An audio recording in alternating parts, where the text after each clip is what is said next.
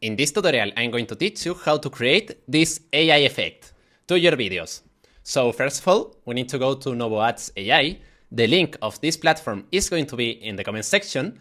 Then you need to create an account. After that, you have to go to the video section, and here we need to go to settings, and in model, we're going to use the OmniFlash model. Now we have to click here and upload our video. In my case, is this one. I've been looking for the perfect dress for months. This can be an AI video or a normal video. So now we have to click here, and here where it says describe your video, we're going to use the following prompt. Now we have to click here, and finally in generate. And now we have to wait more or less 4 to 5 minutes. Perfect, here we have the result, so now let's see it.